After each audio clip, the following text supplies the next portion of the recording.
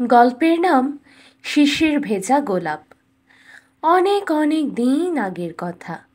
এক দেশে থাকতো এক মধ্যবয়স্ক ডাইনি। বিশাল এক বনের মাঝে অনেক বড় এক অট্টালিকায় বাস করত সেই ডাইনি। ডাইনি প্রত্যেক দিন সকালে ঝুড়ি হাতে করে বনের উদ্দেশ্যে বের হতো ফল সংগ্রহ করতে। বনের বিভিন্ন গাছের হরেক রকমের বুনো ফল ডাইনির বেশ পছন্দ ছিল। উনি একদিনে ডাইনি বনের মাঝে পথ চলতে চলতে হঠাৎ খুব কাছে ছোট বাচ্চার কান্নার আওয়াজ শুনতে পেল। ডাইনি এদিক ওদিক তাকিয়ে খুঁজতে লাগলো। তারপরে এক ঝোপের কোণে এক ঝুড়ি পড়ে থাকতে দেখল। সেই ঝুড়ির মাঝে এক শিশির ভেজা গোলাপ সে দেখতে পেল, কিন্তু বাচ্চার কান্নার আওয়াজ সেই শিশির ভেজা গোলাপ থেকেই আসছে। ডাইনি কিছুই বুঝতে পারল না কি করবে। তারপর অনেক চিন্তাভাবনা করে ডাইনি সেই ঝুড়িসহ শিশির ভেজা গোলাপটিকে নিজের বাড়িতে নিয়ে আসলো এবং তারপর তার থেকেও বড় একজন শক্তিশালী বৃদ্ধ শতবর্ষীয় ডাইনির কাছে গেল সেই গোলাপ নিয়ে। তাকে সব কিছু খুলে বলল। সব কিছু শুনে বৃদ্ধ ডাইনিটি তাকে বলল, এটি কোনো সাধারণ গোলাপ নয়, এটি একজন অভিশপ্ত রাজকন্যা যাকে গোলাপ বানিয়ে রাখা হয়েছে। তুমি এই গোলাপটিকে নিয়ে তোমার বাগানে পুঁতে দিবে এবং পরের দিন সকালে দেখতে পাবে গাছের নিচে একটি শিশু রাজকন্যা। তাকে তুমি তোমার কাছে রেখে দিবে, সে তোমার জন্য শুভ। তবে একটা কথা মনে রেখো, রাজকন্যার এই গোলাপ গাছ হাজারো ফুলের মাঝে তোমাকে লুকিয়ে রাখতে হবে, কারণ এতে কোনো আঘাত লাগলে রাজকন্যার তাতে ক্ষতি হবে।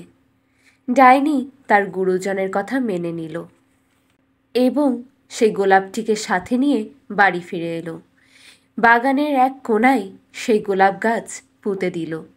সকালে সূর্য ওঠার সাথে সাথেই ডাইনি গিয়ে দেখল সত্যি সত্যি সবুজ ঘাসের উপর এক ফুটফুটে কন্যা শিশু হাসছে, হাত পা নাড়াচ্ছে। ডাইনি শিশুটির সৌন্দর্য দেখে অবাক হয়ে গেল। পরম মমতায় তাকে কোলে তুলে নিল। ডাইনির নিষ্ঠুর হৃদয়ে হঠাৎ মাতৃত্বের কোমল অনুভূতি জেগে উঠল। ডাইনি সেই রাজকন্যাকে নিজের বিশাল অট্টালিকায় নিয়ে গেল। রাজকন্যার জন্য বিশাল এক কক্ষ সাজালো। তারপর বাগানের সেই গোলাপ গাছটা ঘিরে বহু জাতের ফুল গাছ লাগালো, যাতে গোলাপ গাছটিকে কেউ সহজে খুঁজে পেতে না পারে। এভাবে দিন চলতে লাগলো। ডাইনি তার আদরের রাজকন্যাকে নিয়ে খুব সুখে দিন কাটাচ্ছিল। তার কোনো অভাব, কোনো কষ্ট রইল না। রাজকন্যাকে সে তার সন্তানের মতো আগলে রাখত, খুব ভালোবাসত, কখনো কোনো আঘাত পেতে দিত না, কোনো আবদার, কোনো ইচ্ছা কখনোই অপূর্ণ রাখত না। রাজকন্যা বড় হওয়ার পর থেকেই ডাইনিকেই তার মা বলে চিনত। রাজকন্যা বড় হওয়ার সাথে সাথে তার সৌন্দর্য যেন গোলাপ ফুলের মতো ফুটে উঠতে লাগলো। মায়াবী চেহারা, লম্বা সোনালি চুল, গোলাপি গাল, সে যেন এক গোলাপের দেবী হয়ে উঠল। রাজকন্যার ডাইনি মা তার জন্য বিশাল এক গোলাপ ফুলের বাগান বানিয়ে দিল। রোজ সেই ফুলের বাগানে, রোজ রাজকন্যা এই ফুলের বাগানে আসতো আর সময় কাটাতো। এভাবে চলতে চলতে রাজকন্যার 18 বছর পূর্ণ হলো। সেদিন রাতেই এক অলৌকিক ব্যাপার ঘটে গেল। চারিদিকে ভয়ানক শীত নেমে এলো। কুয়াশায় সব কিছু ঢেকে গেল। মধ্যরাতে ডাইনিমা এত ঠান্ডা পড়তে দেখে খুব অবাক হয়ে গেল। তারপর ছুটে চলল তার রাজকন্যার ঘরে। গিয়ে দেখল রাজকন্যা পরম নিশ্চিন্তে ঘুমাচ্ছে। তা দেখে ডাইনিমা স্বস্তির নিঃশ্বাস ফেলল। তবে তার ভয় একেবারে দূর হলো না।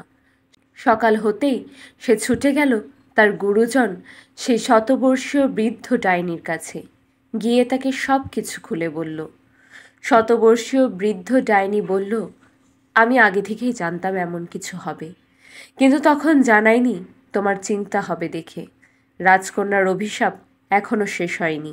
আগামী 1 বছরের মধ্যে যদি কোনো রাজকুমার তাকে সত্যিকার অর্থে ভালো না বাসে এবং তার সেই শিশির ভেজা গোলাপটি খুঁজে না পায়, তাহলে রাজকন্যা সারা জীবনের জন্য মোমের পুতুল হয়ে যাবে।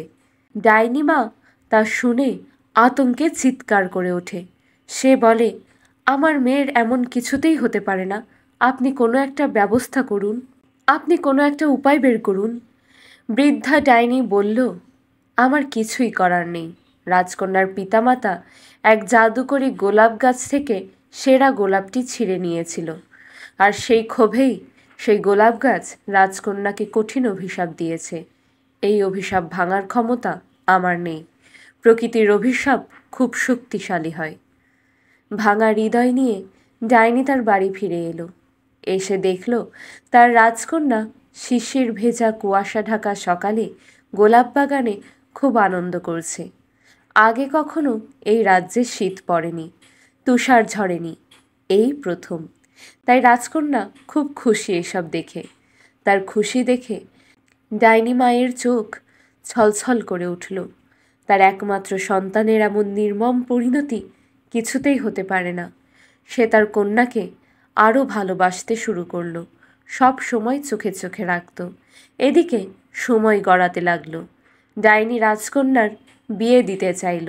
ভেবেছিল এতে হয়তো সে তার ভালোবাসা খুঁজে পাবে, কিন্তু রাজকন্যার কাউকেই পছন্দ হয়নি। এভাবে দিন গড়াতে গড়াতে সময় প্রায় ফুরিয়ে আসছিল। একদিন মধ্যরাতে ভয়ানক এক তুষার ঝড় হচ্ছিল। ডাইনি মা তার রাজকন্যাকে জড়িয়ে ধরে ঘুমাচ্ছিল। হঠাৎ বাড়ির দরজায় কেউ কড়া নাড়ে। ডাইনি মা উঠে দরজা খুলে দেখতে পায় এক সুদর্শন রাজকুমারকে। রাজকুমার বলে, দয়া করুন, আজকের রাতটা একটু আশ্রয় দিন। তুষার ঝড়ে আটকা পড়েছি, সকাল হলেই চলে যাব। ডাইনির খুব দয়া হলো। সে রাজকুমারকে তার বাড়ির একটি কক্ষে আশ্রয় দিল এবং রাতের খাবার খেতে দিল। সকালবেলা উঠে রাজকুমার ডাইনিমাকে ধন্যবাদ জানিয়ে চলে যাবে, ঠিক সেই সময় রাজকন্যা ঘর থেকে বের হয়ে আসে। তার রূপ দেখে রাজকুমার মুগ্ধ হয়ে যায়। এক দেখাতেই প্রেমে পড়ে যায়। রাজকন্যারও রাজকুমারকে খুব ভালো লাগে। রাজকুমার তৎক্ষণাৎ ডাইনিমাকে প্রস্তাব দেয়। আপনার মেয়েকে আমি বিয়ে করতে চাই, তবে আমার রাজ্যে যুদ্ধ লেগেছে। যুদ্ধ জয় করে আমি খুব দ্রুতই ফিরে আসব। এই বলে রাজকুমার চলে যায়। ডাইনিমা এই কথা শুনে খুব খুশি হয়। সে ভাবতে থাকে এবার হয়তো তার কন্যা অভিশাপ মুক্ত হবে। এদিকে রাজকন্যাও রাজকুমারকে নিয়ে স্বপ্ন বুনতে থাকে। দিন যায়, মাস যায়, সময় ফুরায়। ডাইনিমার চিন্তা বাড়তে থাকে। রাজকুমার যে আর আসে না। হঠাৎ একদিন সকালে ডাইনিমা দেখে তার একমাত্র আদরের কন্যা ধীরে ধীরে মোমের পুতুলে পরিণত হচ্ছে। ডাইনিমা ছটফট করে ওঠে। অভিশাপ কি তবে সত্যি হলো? রাজকুমার তবুও এলো না। ডাইনিমা আশা ছেড়ে দিল। মেয়ের পাশে বসে কাঁদতে লাগলো। এদিকে যুদ্ধ জয় করে রাজকুমার দ্রুতই রাজকন্যার বাড়িতে এলো। কিন্তু চারপাশের নির্জীব পরিবেশ দেখে রাজকুমার হতবাক। ফুলে ফুলে ভরে থাকা বাগান সম্পূর্ণ শুকিয়ে গেছে। কোথাও কোনো গাছ সতেজ নেই। তবে রাজকুমারের চোখ যায় দূরে এক কোণায় একটি লাল গোলাপের দিকে। সেই লাল গোলাপ সাধারণ কোনো লাল গোলাপ ছিল না, সেটি ছিল শিশির ভেজা লাল গোলাপ। রাজকুমার লাল গোলাপটি দেখে খুব মুগ্ধ হয়ে গেল। ভাবল রাজকন্যাকে আজ বিয়ের প্রস্তাব দেবে।